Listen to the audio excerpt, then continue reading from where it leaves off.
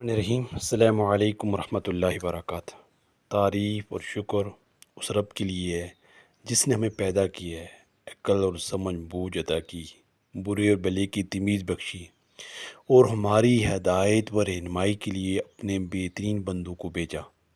سلام و خدا کے ان نیک بندوں پر جنہوں نے آدم کی اولاد کو آدمیت کی تعلیم دی، بلے مانسو کی طرح رہنا سکھایا، انسانی زندگی کے اصل مقصد سے آگاہ کیا، وہ اصول ان کو بتائے جن پر چل کر وہ دنیا میں سکھ اور آخرت میں نجات پا سکتے ہیں۔ یہ دنیا جس رب نے بنائی ہے اور جس نے اس زمین کا فرش بچھا کر اس پہ انسانوں کو بسایا ہے، وہی کوئی اندھا دھند اور الل ٹپ کام کرنے والا رب نہیں ہے۔ وہ چوپٹ راجہ نہیں ہے کہ اس کی نگری اندھیری نگری ہو۔ وہ اپنے مستقل قانون، پختہ ضابطے اور مضبوط قاعدے رکھتا ہے جن کے مطابق وہ سارے جہاں پہ خدائی کر رہا ہے۔ اس کے قانون سے جس طرح سورج، چاند، زمین اور تارے بندھے ہوئے ہیں، اس کا قانون جس طرح ہماری پیدائش اور موت پر، ہمارے بچپن اور جوانی بڑھاپے پہ، ہمارے سانس کی آمد و رفت پر، ہمارے ہاضمے و خون کی گردش پر، ہماری بیماری اور تندرستی پر بے لاگ اور اٹل طریقے سے چل رہا ہے،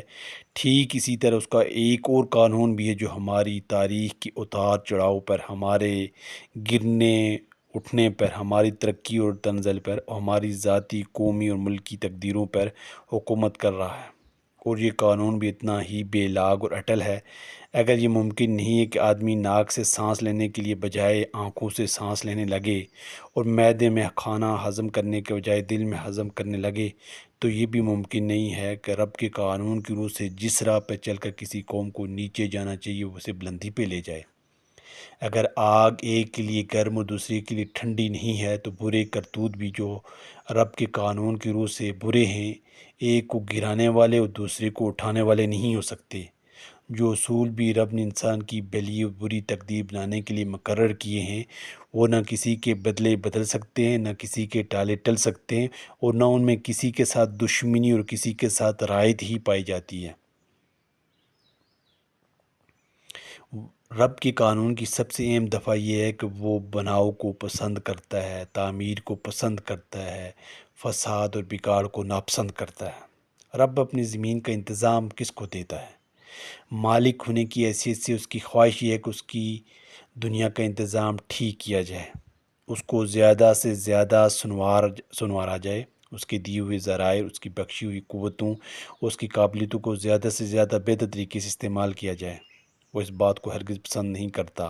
اور اس سے یہ توقع بھی نہیں کی جا سکتی کہ کبھی اسے پسند کرے گا کہ اس کی دنیا بگاڑی جائے، اجاڑی جائے، اور اس کو بدنظمی سے، گندگیوں سے، ظلم و ستم سے خراب کر ڈالا جائے۔ انسانوں میں سے جو لوگ بھی دنیا کے انتظام کے امیدوار بن کر کھڑے ہوتے ہیں، جن کے اندر بنانے کی زیادہ سے زیادہ صلاحیت ہوتی ہے، انہی کو یہاں انتظام کے اختیارات سپرد کرتا ہے۔ پھر وہ دیکھتا رہتا ہے کہ یہ لوگ بتانے کتنے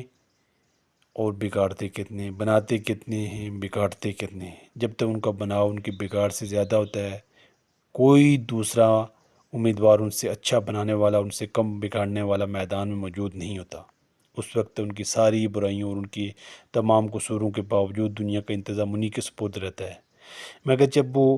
کم بنانے والے اور زیادہ بگاڑنے لگتے ہیں تو خدا اور رب انہیں ہٹا کر پھینک دیتا ہے، دوسرے امیدواروں کو اس لازمی شرط پہ انتظام سونپ دیتا ہے۔